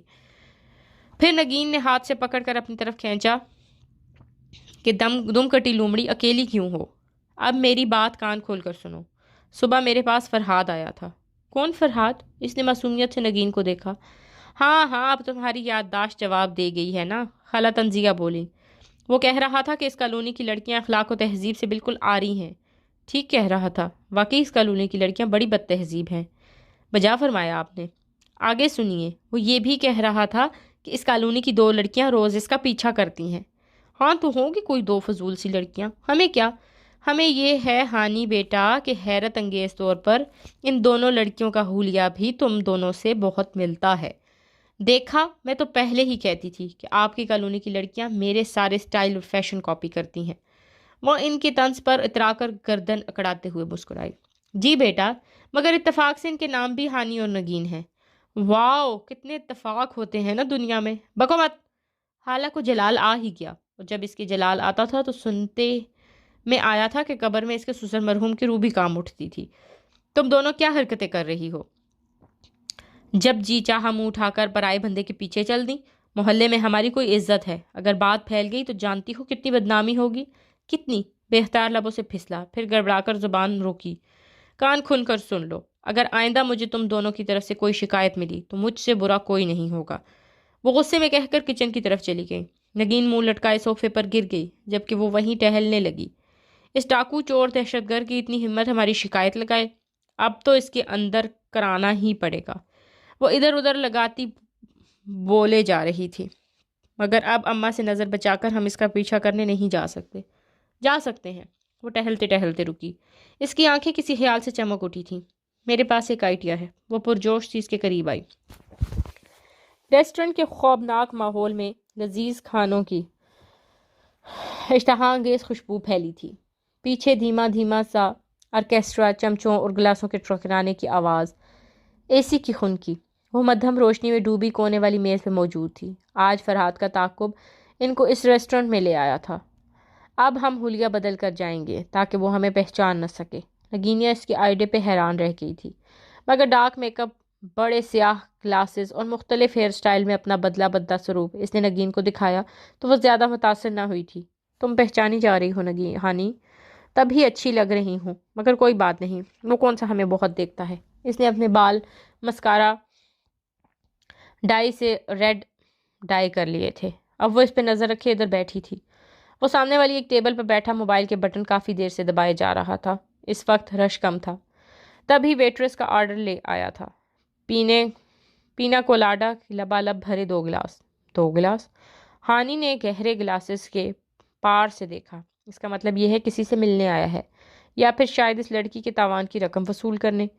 نگین نوٹ بک پر سر گھسائے قلم چلائے جا رہی تھی۔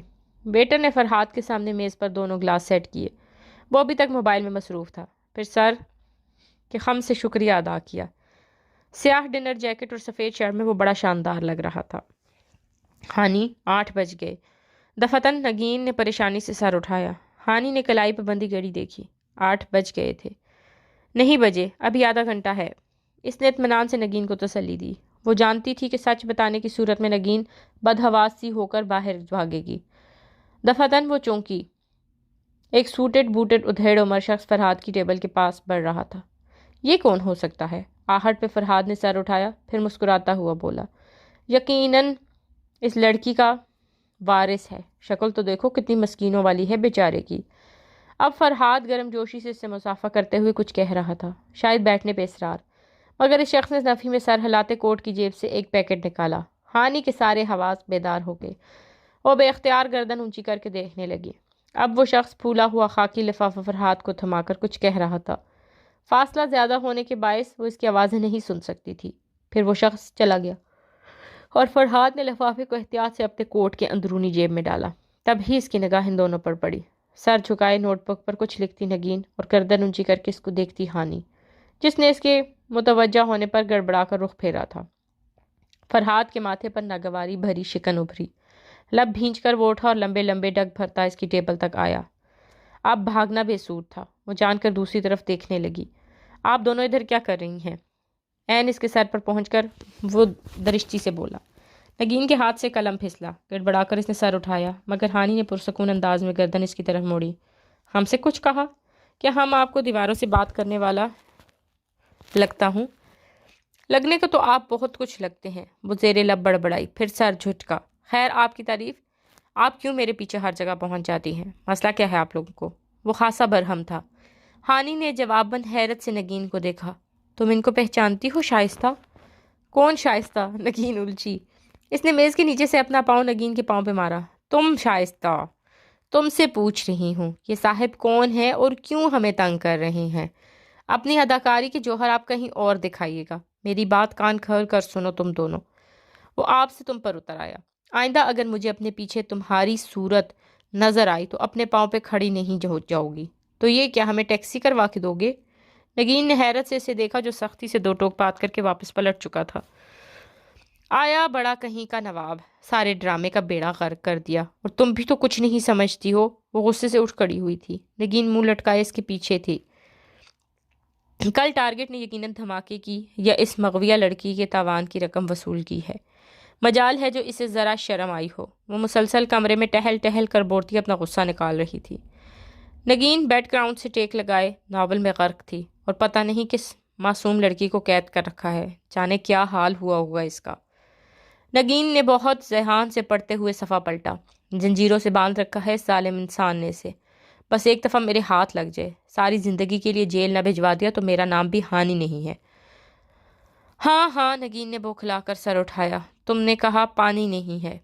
تب ہی خالہ کمرے میں داخل ہوئی، بس آخری فقرہ کانوں میں پڑا، پریشان ہو گئی۔ کیا پانی نہیں ہے؟ اللہ بخشے میرے سسر مرحوم کو، وہ کہا کرتے تھے جس گھر میں پانی بار بار ختم ہو اس کے گھر والوں کے رزق سے برکت اٹھ جاتی ہے۔ ٹھہرو میں موٹر چلواتی ہوں۔ ہانی نے سر پکڑ لیا۔ یہاں کوئی ٹھیک سے بات سننے کو تیار نہ تھا۔ اور تم کیوں سر پکڑے بیٹھی ہو؟ اللہ بخشے میرے سسر مرحوم کو، وہ کہتے تھے کہ اگر سر کا درد ایک دفعہ شروع ہو جائے تو جاتا نہیں ہے۔ درد نہیں ہے خالہ. پھر اٹھو، تمہاری اماں کا فون آیا ہے PTCL پر. وہ گہری سانس لیتی. اماں موبائل نہیں رکھتی تھی. یہ کیا کہ ذرا سی بات کی اور کریڈٹ ختم. ایسی غربت میں ہم سے تو گزارا نہیں ہوتا. اور پھر انہوں نے کبھی موبائل نہیں رکھا. اپنا PTCL انہیں بہت پیارا تھا. لمبی سی تار، جہاں چاہے کھینچ کر لے جاؤ. اللہ بخشے میرے سرسر مرحوم کو. وہ کہا کرتے تھے لڑکیاں جلد ہی اپنے گھروں کی ہو جائیں تو اچھا ہے. کمرے سے نکلتے ہوئے اس کے کان میں خالہ کا فکرہ پڑا. وہ ذرا سی چھٹک گئی، پھر بھاگ کر نیچے گئی. ہیلو اماں. اماں سے سلام دعا کے بعد اس نے 3 منٹ تک گھر کا پورا احوال سنا. ماضی کی چوریوں اور کام چوریوں کی داستان، پھپھو کا کسی محفل میں ٹوک دینا اور خالہ کے جرمنی سے بھجوائے گئے تحفوں کی تفصیل سن کر اس نے سرسری انداز میں اور سب خیریت ہے پوچھا تو اماں چند لمحے کو رکیں. تمہاری خالہ نے کوئی رشتہ وشتہ تو نہیں دیکھا تمہارے لیے؟ معلوم نہیں. وہ خود بھی الجھ گئی. مگر انہوں نے تو... خیر. وہ کچھ کہتے کہتے رک گئیں. اچھا، وہ عفان کے لیے تمہاری پھپھو اصرار کر رہی ہیں. اچھی بات ہے، ورنہ کہیں اس دفعہ بھی فیل نہ ہو جائے. اصرار کر کے بڑھانا چاہیے. او ہو، بات تو پوری سنو. انہوں نے عفان کے لیے تمہارا رشتہ مانگا ہے. وہ ایک دم چپ سی ہو گئی. جو تم بہتر سمجھو مجھے آگاہ کر دینا. سوچ لو. اچھا ہے. اس نے آہستگی سے فون کریڈل پر رکھا. ایک دم دل ڈوب کر ابھرا تھا. لاؤنج میں کونے پہ کتابوں کے ڈھیر. سنی نے سر اٹھایا. کیا انہوں نے آپ کا رشتہ پکا کر دیا؟ وہ چونکی. تمہیں کس نے بتایا؟ اماں کچھ کہہ رہی تھیں. اس نے لاپرواہی سے شانے اچکاتے ہوئے کتاب کا صفحہ پلٹا. پتہ نہیں. وہ سر جھٹک کر سیڑھیوں کی طرف بڑھی. ہاں کر دیں آپا. وہ ٹھٹک کر پلٹی. سنی کتاب پہ نگاہیں چکائے مسکرا رہا تھا. اس کے دیکھنے پر سر اٹھایا. پھر ناک پہ پھسلتی اینک پیچھے کی. ہاں کر ہی دیں آپا، کیونکہ ساتھ والا تو دہشت گرد نکلا. اس نے مسکرا کر پھر سے کتاب چہرے کے سامنے کر لی. وہ متعیر سی ساکت رہ گئی. کتنی عجیب بات کی تھی سنی نے. سر جھٹک کر وہ تیز تیز سیڑھیاں چڑھتی اوپر آئی. دل کی حالت عجیب ہو رہی تھی. نگین اس طرح بیک گراؤنڈ سے ٹیک لگائے ناول میں غرق تھی. وہ کھڑکی کے سامنے آئی اور پردہ ہٹایا. پھر دوربین اٹھا کر آنکھوں سے لگائی. تبھی فرحاد کی گاڑی اس کے پورچ میں رکی، کیونکہ ساتھ والا تو دہشت گرد نکلا. عفان کا رشتہ، ساتھ والا. چپ کرو. اس نے اندر اٹھتی آوازوں کو گھر کیا. وہ ڈرائیونگ ڈور کھول کر نکلا. پھر پچھلی سیٹ سے چند شاپنگ بیگز نکالے. وردہ جنریشنز. یہ خالص زنانہ شاپنگ کیوں کر کے آیا ہے؟ وہ اب شاپنگ بیگز تھامے چابی سے دروازے کا لاک کھول رہا تھا. کہیں یہ مغویہ لڑکی کے لیے تو نہیں لایا؟ یعنی وہ اس لڑکی اس کے گھر پہ ہے. اگلے گمان نے اسے دہلا دیا. ہاں، جیسے ناولز میں ہوتا ہے. نگین بھی ناول چھوڑ کر دوڑی چلی آئی. اس کو اس لڑکی سے پیار ہو گیا ہوگا، تبھی زبردستی نکاح کرنے کے لیے قید کر رکھا ہوگا. اب پیار ہوگا تو اتنی مہنگی شاپنگ کر کے لایا ہے. ورنہ یاد ہے کہ یہاں ان کے پرنٹس تو ہم دیکھ کر ہی گزر جاتے تھے. پیار؟ اسے عجیب سا لگا. دل کی حالت غیر ہونے لگی. وہ کیا کسی اور سے پیار کر سکتا ہے؟ کیا ایسا ممکن ہے؟ وہ ساتھ والا تو دہشت گرد نکلا. ایک دم اس نے دوربین بیڈ پر رکھی تھی اور خود تیزی سے کمرے سے باہر نکل گئی. جاسوسی کا چھٹا اسٹیپ. سنی میز پر پاؤں رکھے صوفے پر بیٹھا بول رہا تھا. ٹارگٹ کے گھر اور سامان کی تلاشی. اس نے مجھے اپنی نوکرانی تو نہیں رکھا، ورنہ میں یہ ضرور کر لیتی. اس نے تلخی سے سر چٹکا. آج کل وہ بات پہ بات تلخ ہو جاتی تھی.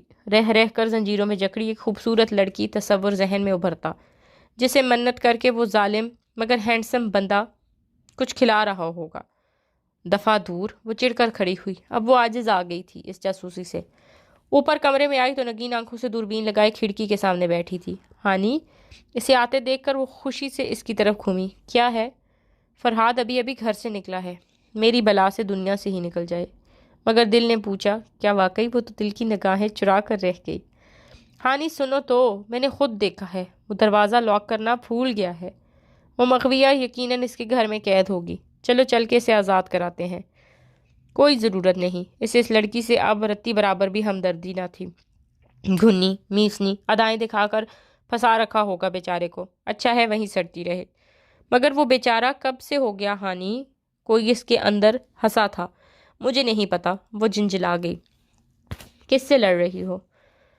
کچھ نہیں. تم بتاؤ کیا کہہ رہی تھی؟ اس کا گھر کھلا ہے. چلو اس لڑکی کو آزاد کروائیں. مگر اس سے کیا ہوگا؟ وہ بے دلی سے بیٹھی تھی. بھائی وہ لڑکی اس کے خلاف پولیس کے سامنے گواہی دے گی. ہانی نے چونک کر اسے دیکھا. مگر اس نے گواہی دی تو کیا فرحاد اس سے نفرت کرنے لگے گا؟ اور نہیں تو کیا؟ وہ ہمارے خلاف گواہی دے، اس سے ہمیں نفرت تو ہو ہی جاتی ہے۔ سچی؟ وہ خوشی سے اٹھ کر بیٹھی، پھر سنبھل گئی اور چہرے پر سنجیدگی طاری کر لی۔ چلو۔ وہ دونوں اندھیرے میں آنکھیں پھاڑ پھاڑ کر دیکھتی آہستہ آہستہ چل رہی تھیں۔ لائٹ کا سوئچ ہاتھ ہی نہیں آ رہا تھا۔ اس نے ضرور لڑکی کو تہخانے میں چھپا کر رکھا ہوگا، مگر اس کالونی کو تو سارے گھروں کے ڈیزائن ایک سے ہیں ہانی، اور یہ تو کرایہ دار ہے، تہخانہ کیسے بنوا سکتا ہے اتنی جلدی؟ ایک تو تم اتنی عقل مندی کی باتیں نہ کیا کرو، چلو پھر کمروں میں دیکھ لیتے ہیں۔ وہ سہج سہج کر آگے بڑھ رہی تھی۔ لاؤنج میں گپ اندھیرا تھا۔ وہ دیواروں کا سہارا لیے ذرا آگے آئیں تو ایک دروازے سے ہاتھ ٹکرایا۔ ہانی نے دروازہ دھکیلا، چر کی آواز کے ساتھ وہ کھلتا گیا۔ ہانی مجھے ڈر لگ رہا ہے۔ تو مجھے تو نہ ڈراؤ۔ ہائے ہانی، اگر اس کے گھر میں جن بھوت ہوا تو؟ نگین، میری جان تو مت نکالو۔ اس کا اپنا دل زور زور سے دھڑک رہا تھا۔ بمشکل خود پہ قابو رکھے اس نے کمرے میں قدم رکھے۔ اے سی کی خنکی ابھی تک باقی تھی، کسی قیمتی پرفیوم کی مہک کمرے میں پھیلی تھی۔ وہ اندھوں کی طرح ٹٹولتی آگے بڑھ رہی تھی جب گھٹنا کسی سخت چیز سے ٹکرایا۔ اف! وہ کراہ کر رہ گئی، پھر ہاتھ سے ٹٹولا۔ لکڑی کا سرا تھا، شاید بیڈ کی پائن تھی۔ یہ تو اس کا بیڈ روم ہے، آؤ کسی اور کمرے میں۔ تبھی پورچ میں گاڑی روکنے کی آواز آئی۔ اوہ گاڈ، وہ واپس آ گیا۔ ان کے رہے سہے اوسان بھی جاتے رہے۔ اب کیا کریں؟ چہروں کہیں چھپتے ہیں۔ کھڑکی کے پردے ذرا سرکائے، باہر سے چھن کی آتی چاندنی میں سے کونے میں رکھے کشن نظر آئے۔ آؤ، وہ نگین کا ہاتھ تامے اس طرف بڑھی۔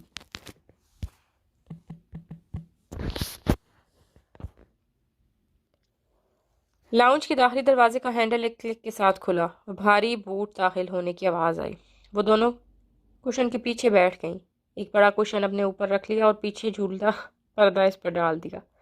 لاؤنج کے فرش پر جوتوں کے چلنے کی آواز آ رہی تھی۔ ہانی کا سانس رکنے لگا۔ اگر پکڑی گئی تو؟ اسے چشم تصور میں اپنا آپ زنجیروں میں جکڑا دکھائی دے رہا تھا۔ وہ اب بیڈ روم کی طرف آ رہا تھا، قدموں کی چاپ نزدیک آ گئی تھی۔ تبھی نگین نے ہولے سے سرگوشی کی۔ ٹائم کیا ہوا ہے؟ فرحاد کا ہولہ سا اسے دروازے میں کھڑا دکھائی دیا، وہ جیسے متلاشی نگاہوں سے ادھر ادھر دیکھ رہا تھا۔ ہانی نے چاندنی میں چمکتی وال کلاک دیکھی اور پھر چہرہ نگین کی کان میں تقریباً گھسا کر بہت دھیرے سے بولی، 8 بج گئے ہیں۔ کیا؟ نگین حلق کے بل چلاتی ہوئی کھڑی ہوئی۔ کشن نیچے گرا، پردہ ہٹ گیا، ساتھ ہی فرحاد نے لائٹ آن کر دی۔ سارا کمرہ روشنی میں نہا گیا۔ بکھرے کشن، پیچھے ہکا بکا بیٹھی ہانی اور کھڑی ہوئی نگین۔ 8 بج گئے اور تم نے بتایا نہیں؟ وہ پریشانی سے چلائی تھی۔ آج فرائیڈے ہے، میرا نصیب آ رہا ہوگا۔ آئے پتہ نہیں بیچاری نازیہ کا کیا بنا۔ وہ اسی پریشانی کے عالم میں دروازے کی طرف بھاگی۔ فرحاد راستے میں کھڑا تھا مگر نگین کو جیسے ہوش نہ تھا۔ ہٹیں جی، وہ اسے ایک طرف کر کے باہر نکل گئی۔ ہانی شاک سی بیٹھی رہ گئی۔ وہ اس کے سامنے ہی کھڑا تھا، سینے پہ بازو باندھے، دیوار سے ٹیک لگائے۔ وہ کڑے تیوروں سے اسے گھور رہا تھا۔ میرا نصیب کے چکر میں نگین اس کا نصیب غارت کر گئی تھی۔ آپ نیچے کیوں بیٹھی ہیں مس ہانی؟ اوپر آ کر بیٹھے۔ طنز میں ڈوبی آواز پہ وہ ہوش میں آئی۔ ہاں، وہ ڈرامہ لگ گیا ہوگا۔ وہ اٹھی اور نگین کی طرح سر جھکائے تیزی سے دروازے کی طرف بڑھی، مگر فرحاد نے ہاتھ بڑھا کر دروازہ بند کیا اور سامنے آ کھڑا ہوا۔ وہ ڈرامہ، وہ منمنائی۔ ڈرامہ تو میں آپ کو بناتا ہوں کہ کیا ہوتا ہے۔ وہ کہتے ہوئے 2 قدم آگے بڑھا اور وہ الٹے پاؤں پیچھے ہٹی۔ تو آپ ادھر کیا کرنے آئی تھی؟ وہ ہمارا کیبل نہیں آ رہا تھا تو ڈرامہ دیکھنے۔ میرے بیڈ روم میں آپ کوئی ٹی وی دکھائی دے رہا ہے؟ ہانی نے ادھر ادھر دیکھتے ہوئے نفی میں سر ہلایا۔ نہیں تو اس کا کیا مطلب ہے؟ یہی کہ آپ ٹی وی افورڈ نہیں کر سکتے۔ وہ جیسے جیسے آگے بڑھ رہا تھا وہ ویسے ہی الٹے قدموں پیچھے ہو رہی تھی۔ شکل سے تو آپ معصوم لگتی ہیں۔ شکریہ، سب یہی کہتے ہیں۔ وہ معصومیت سے مسکراتی پیچھے ہٹی، دیوار سے جا لگی۔ اوہ، پیچھے دیوار، سامنے وہ، اب کیا کرے؟ مگر وہ سب کو کیا معلوم کہ اتنی معصوم شکل بھی چوری کرنے کے لیے کسی کے گھر میں داخل ہو سکتی ہے۔ چوری؟ وہ جو شرمندہ سی سر جھکائے کھڑی تھی، تڑپ کر سر اٹھایا۔ چور ہوں گے آپ کے نانکے دادکے۔ میں آپ کو چور لگتی ہوں؟ تو میرے گھر میں یوں کیوں داخل ہوئی؟ ارے بھاڑ میں گیا آپ کا گھر، میں تو بس اس بیچاری کو چھڑانے آئی تھی جسے آپ نے اغوا کر کے قید کر رکھا ہے۔ وہ چند لمحے خاموشی سے اسے دیکھتا رہا، پھر آہستہ سے بولا، آپ کو کس نے بتایا اس بارے میں؟ وہ پل بھر کو ساکت رہ گئی۔ آپ نے واقعی ایک مہم سی امید تھی کہ شاید اس کے گمان جھوٹے ہوں، وہ اچھا بندہ ہو، وہ سب اس نے خود سے فرض کر کے غلط سمجھا، مگر اس کے اعتراف نے اسے گنگ کر دیا تھا۔ جی، میں نے اپنی منگیتر کو اغوا کر کے اوپر والے کمرے میں قید کر رکھا ہے، اور شاید اب مجھے آپ کو بھی ادھر باندھنا پڑے۔ اور کیا کیا جانتی ہیں آپ میرے بارے میں؟ نہیں، وہ بس چاند رات والا بلاسٹ۔ بے اختیار زبان دانتوں تلے دبائی۔ اچھا، یہ خبر بھی ہے آپ کو؟ اب تو مجھے آپ کو لازمی ادھر باندھنا پڑے گا۔ نہیں نہیں، پلیز مجھے جانے دیں تاکہ آپ میرے خلاف پولیس میں رپورٹ کر دیں۔ نہیں، میں نہیں کروں گی، پلیز مجھے جانے دیں۔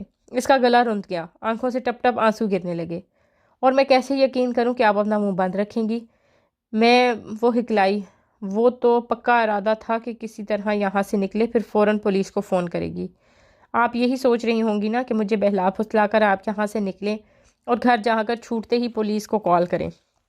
نہیں، وہ پھر ہکلائی۔ کمبخت تو ٹیلی پیتھی بھی جانتا تھا، مجھے پتا ہے تم یہی کرو گی، سو میری بات غور سے سنو۔ تمہارے گھر کے ہر موبائل اور لینڈ لائن فون اور انٹرنیٹ پہ میں نے آبزرویشن لگا رکھی ہے، اور اگر تم نے پی سی او کے لیے گھر سے قدم باہر نکالا بھی تو میرے بندے تمہیں واچ کر رہے ہیں۔ جس لمحے تم نے گڑبڑ کی میں اسی لڑکی کو مار دوں گا۔ نہیں، پلیز اس کو کچھ نہ کہیے گا، میں کچھ نہیں کروں گی، اور اگر چاند رات تک تم گھر سے بھی نکلی تو پلیز میں کچھ نہیں کروں گی، مجھے جانے دیں۔ اس کے آنسو ٹپ ٹپ کر رہے تھے۔ کوئی گڑبڑ کی تو یاد رکھنا۔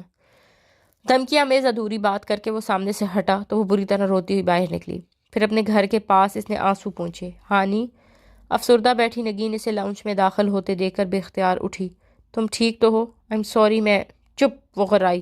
مگر میں بالکل چپ، وہ سختی سے کہہ کر کاؤچ پر آ گری۔ جب کتابوں کے ڈھیر سے سنی نے کچھوے کی طرح گردن اوپر نکالی۔ کیا آپ جانتی ہیں کہ اگر جاسوسی کے سارے اسٹیپ فیل ہو جائیں تو کیا کرتے ہیں؟ ہانی اور نگین نے سر اٹھا کر اسے دیکھا۔ تو اگلا اسٹیپ استعمال کرتے ہیں۔ محفوظ انداز میں وہ کہتا وہ پیچھے کی پہلے کی طرح شروع ہو گیا۔ جاسوسی کا 7واں اسٹیپ، ٹارگٹ کی۔ ہانی نے پیر سے جوتا اتارا اور نگین نے کوشن اٹھایا۔ اگلے ہی لمحے دونوں جیسے سنی کی طرف اڑ رہی تھیں۔ مذاق مذاق میں شروع ہونے والا کھیل اتنی سنجیدگی اختیار کر لے گا اس نے سوچا بھی نہ تھا۔ کتنی ہی دفعہ گھر سے باہر نکلنے کا سوچا، یہ نگین کو کچھ بتانے کا، مگر ہر بار اس کی دھمکی یاد آ جاتی تو وہ سہم جاتی۔ دل تو ویسے ہی آج کل روٹھا ہوا تھا، ہر شے سے بیزار، ناراض اور تنہا۔ سمجھ میں نہیں آتا تھا کہ کرے تو کیا کرے۔ آج سعودیہ میں عید ہوئی تھی، یعنی اب متوقع طور پہ ادھر چاند رات نظر آنا تھا، اور اگر آج کی رات چاند رات ہوئی تو وہ دھماکہ کر دے گا۔ پھر کیا ہوگا؟ وہ کتنی ہی دیر بے چینی سے لاؤنج میں ٹی وی کے آگے بیٹھی تھی۔ رویت حلال کمیٹی کا اجلاس شروع ہو چکا تھا، مگر ممبرز کے شجرے ہی مکمل نہیں ہو رہے تھے کہ بات آگے بڑھتی۔ میرا ناول کدھر ہے؟ یہیں رکھا تھا، مجھے کیا پتا، تم نہیں اٹھایا ہوگا۔ نگین اور سنی پیچھے پیچھے لڑ رہے تھے۔ اس نے پوری لڑائی تو نہ سنی، بس آخر میں سنی کو غصے سے چہرے کے آگے کتاب کرتی اور نگین کو پیر پٹک کر باہر جاتے دیکھا تھا۔ چاند نظر آنے کی خبر آ ہی گئی، اس کا دل ڈوب گیا۔ کتنے لوگ اس کی بزدلی کی وجہ سے آج موت، آگے وہ سوچ نہ سکی اور کمرے میں چلی گئی۔ کتنی ہی دیر وہ بستر پر چت لیٹی چھت کو دیکھتی رہی۔ دفعتاً دروازے پر مدھم سی دستک ہوئی۔ وہ اٹھی، دستک دوبارہ ہوئی اور پھر مسلسل ہونے لگی۔ وہ جھنجھلا کر آگے بڑھی اور دروازہ کھولا۔ کون ہے؟ کیا مسئلہ ہے؟ کیوں مجھے؟ وہ غصے میں بڑبڑا کر رہی تھی، ایک دم شل ہو گئی۔ سامنے کھڑی لڑکی نے اس کے حواس سلب کر دیے تھے۔ وہ بہت خوبصورت لڑکی تھی، دراز قد، لمبے سیدھے بال، کمر پہ گرتے ہوئے نفاست سے کیا میک اپ، بڑی بڑی خوبصورت آنکھیں اور پاؤں تک آتا اسٹائلش سا پنک فراک۔ وہ مسکراتے ہوئے اسے دیکھ رہی تھی۔ ہانی کو لگا کہ اس سے پہلے دیکھ رکھا ہے، مگر نہیں۔ نگین، وہ متحد 2 قدم پیچھے ہٹی۔ ہاں میں، نگین اپنا دل فریب سراپا لیے مسکراتی دروازے میں کھڑی تھی۔ وہ منہ کھولے گنگ سی رہ گئی تھی۔ یہ سب کیا تھا؟ تم نے کہا تھا ہانی کہ نگین تمہارے گمان کے مطابق ہوگی، مگر وہ کیا ہے کہ گمان دنیا کی سب سے فضول چیز ہے، وہ پر اعتماد مسکراتے لہجے میں کہہ رہی تھی۔ ہوتا ہے کہ ہانی کی بعض دفعہ اپنی عقل مندی کے غم میں ہم لوگوں کے کیٹیگریز میں تقسیم کر دیتے ہیں، برے، کم عقل، چالاک، جبکہ ہر انسان دوسرے سے اتنا ہی مختلف ہوتا ہے جیسے اس کے انگلیوں کے نشان، مگر ہم کثرت گمان سے باز نہیں آتے، اور یہ گمان بہت دھوکہ دیتے ہیں۔ اور جانتی ہو، بعض گمان گناہ ہوتے ہیں، یہ ہمیں تجسس میں ایسا گراتے ہیں کہ باہر نکلنا ناممکن سا ہو جاتا ہے۔ وہ پھٹی پھٹی نگاہوں سے اسے دیکھ رہی تھی۔ یہ ننھی پڑھی لکھی باتیں نگین کر رہی تھی۔ تو ہوا یوں کہ 6 سال ہمارا رابطہ نہ رہنے کے باعث تم نے اپنے ذہن سے وہ 6 سال پرانی اینک والی کم عقل نگین نہ نکلنے دی، حالانکہ اینک تو لیزر ڈپارٹمنٹ سے ہی اتروا دی تھی، اور کم عقلی اور عمر و شعور نے بڑھتی منازل نے۔ وقت کے ساتھ ساتھ ہر پرندہ اڑنا سیکھ لیتا ہے، مگر تم نے میری کسی بات سے گمان کیا کہ میں ویسی ہی ہوں، تو میں نے سوچا کہ چلو اپنی پیاری ہانی کو ایک سبق دیتے ہیں تاکہ وہ زندگی میں پھر کبھی لوگوں کے بارے میں یوں رائے قائم نہ کرے۔ اس نے آہستہ سے اپنے کھلا منہ بند کیا۔ اندر ہی اندر غصے کا ابھال اٹھنے لگا تھا، مگر نگین اسی طرح کہے جا رہی تھی۔ سو میں نے ایک پلان سوچا، لائبریری سے ناول پکڑے اور ڈراموں کا ٹائم ٹیبل یاد کیا، پھر 0 نمبر کی اینک لی اور سنی اور اماں کو خاموش رہنے کی تنبیہ کی، مگر انہوں نے سب سے زیادہ میری مدد کی۔ وہ فرحاد تھے۔ آئیے فرحاد، آپ کو اپنے کزن سے ملواؤں۔ دروازہ کھلا اور وہ اندر داخل ہوا۔ براؤن کرتے میں ملبوس، وہ مسکراہٹ دبائے نگین کے ساتھ آ کھڑا تھا۔ وہ سینے پہ ہاتھ باندھے لب بھیجے خاموشی سے دونوں کو دیکھے گئی۔ یہ فرحاد ہیں، حسن چچا کے بیٹے، حال ہی میں MBA کر کے انگلینڈ سے آئے ہیں۔ چچا اور باقی لوگوں نے بھی عید کے بعد آنا ہے، سو بڑی فیملی کے باعث انہوں نے پورا گھر رینٹ پہ لیا، اور یہ میرے پلان کا حصہ بھی نہیں تھے، مگر جب تم نے ان کی باتیں سنی جن میں یہ حسن چچا سے ایک انکشاف کر رہے، فیملی میں دھماکہ کرنے کی بات کر رہے تھے، اور دھماکے کے پیچھے بم کا لفظ تم نے خود ایڈ کر لیا، تو ہم نے سوچا چلو ایسا ہی ہے تو ایسا ہی صحیح۔ جب شک کی اینک فٹ کر کے دیکھا تو ان کا ہر عمل مشکوک نظر آیا، چاہے آفس کے کوئی کاغذات لینے ریسٹورنٹ کے، یا دوست کے والد کی عیادت کے لیے ہسپتال، یا پھر منگنی کی زنجیروں میں محاورتاً اپنی منگیتر کو جکڑنے کا ذکر کیا، تو تم ان پہ شک ہی کرتی رہی۔ چاند رات میں انہوں نے اس لڑکی کے حوالے سے ایک دھماکہ کرنا تھا، مگر خیر، آئی ہوپ کہ اس معصوم شرارت پہ تم ہمیں معاف کر دو گی، کیونکہ ہم تمہارے اچھے دوست بھی تو ہیں نا۔ نگین نے شرارت سے چمکتی آنکھوں سے فرحاد کو دیکھا، جس نے یہ آپ دونوں کا معاملہ ہے، میں کیا کہہ سکتا ہوں۔ اس نے سلگتی نگاہوں سے فرحاد کو دیکھا۔ وہ غصے کی اداکاری، خالہ کو لگائی شکایتیں، سب ڈرامہ تھا، اور خالہ کو تو اللہ کرے ان کے سسر مرحوم قبر سے پوچھنے آئیں۔ اچھا گفٹ دیا ہے آپ نے مجھے عید کا، وہ سپاٹ لہجے میں کہتی بیڈ پر اپنا موبائل تلاش کرنے لگی۔ ابھی بیپ بجی ہی تھی، شاید اس کے موبائل پہ کوئی میسج آیا تھا۔ فرحاد نے نگین کو دیکھا تو اس نے سب ٹھیک ہو جائے گا اشارہ کیا، پھر ہانی کی جائے پلٹی، تو تم نے ہماری شرارت معاف کر دی۔ ہانی نے موبائل بیڈ پہ اٹھایا اور چمکتی اسکرین کو دیکھتے ہوئے شانے اچکائے۔ معافی کا اختیار ہم بیچاروں کو کہاں حاصل، تلخ لہجے میں کہتے اس نے میسج کھولا۔ حالانکہ نمبر سے SMS آیا تھا، ہانی آپا اگر آپ ان دونوں سے بدلہ لینا چاہتی ہیں تو جو میں کہوں وہی کریں، سنی۔ اس نے جلدی بکو لکھ کر جواب دیا اور سپاٹ چہرہ اوپر اٹھایا۔ آخر سنی بھی تو شریک ہی رہا تھا نا۔ بات یہ ہے ہانی کہ فرحاد نے اپنے مدھم انداز میں کہنا شروع کیا، مگر وہ تیزی سے بات کاٹ کر بولی، آپ میرے نہیں نگین کے کزن ہیں، پلیز مجھ سے مخاطب ہونے کی ضرورت نہیں ہے۔ ہانی دیکھو ناراض تو نہ ہو، نگین پریشان ہو گئی۔ تبھی میسج کی بیپ دوبارہ بجی۔ اس نے سر جھکا کر ہاتھ میں پکڑا موبائل دیکھا۔ جاسوسی کا چھٹا سٹیپ، سنی جو کہے اس کی ہاں میں ہاں ملاؤ۔ آگے ایک آنکھ مارتا چہرہ تھا۔ ہانی آپا، دفتن سنی نے دروازے سے جھانکا۔ ان تینوں نے پلٹ کر دیکھا۔ آپ کی فلائٹ کنفرم ہو گئی ہے، حالانکہ لاہور سے فون آیا تھا، پوچھ رہی تھی، میں نے بتا دیا کہ آپ نے 10 بجے کی فلائٹ سے آنا ہے۔ صبح یہی بکنگ کرائی تھی نا آپ نے؟ نگین نے حیرت سے اسے اور فرحاد نے ذرا پریشانی سے نگین کو دیکھا۔ تم واپس جا رہی ہو؟ ہاں، میری 10 بجے کی فلائٹ ہے۔ اس نے جاسوسی کے چھٹے سٹیپ پر عمل کیا۔ اور خالہ یہ بھی کہہ رہی تھی کہ آپ نے منگنی کے فنکشنز پر اماں کو انوائٹ کر لیا؟ نہیں، میں ابھی کر دیتی ہوں، وہ سمجھ کر نگین اور فرحاد کی طرف پلٹی جو الجھے الجھے سے کھڑے تھے۔ کس کی منگنی؟ میری منگنی، بہت اعتماد سے اس نے بتایا۔ میری پھپھو کے بیٹے عفان سے میری منگنی عید کے تیسرے روز تحت ہے، آپ لوگ ضرور آئیے گا، اور فرحاد صاحب آپ بھی انوائٹڈ ہیں۔ اب اگر آپ لوگ مجھے ایکسکیوز کریں تو میں اپنی پیکنگ کر لوں، مگر ہانی پلیز مجھے دیر ہو رہی ہے، وہ بے رخی سے کہتی الماری کی طرف بڑھ گئی۔ ایک دم فرحاد تیزی سے کمرے سے نکل گیا۔ نگین بھی متاثر سی اس کے پیچھے ہوئی۔ سنی، سب نے آخر میں پلٹا۔ وہ دونوں نکل چکے تو سنی نے باہر کے لیے قدم بڑھائے۔ وہ الماری چھوڑ کر تیزی سے لپکی اور کان سے پکڑ کر غرب سے سنی کو اندر کیا۔ وہ دروازہ بند کیا۔ گھنے میسنے مجھے بیوقوف بنا رہے تھے، تب ایک میں ہی ملی تھی یہ گھٹیا مذاق کرنے کو؟ نازیبا زبان کے استعمال پر سنی اپنی امداد واپس بھی لے سکتا ہے۔ اس نے غصے سے اسے گھورا اور پھر پکڑ کر بیڈ پر بٹھایا۔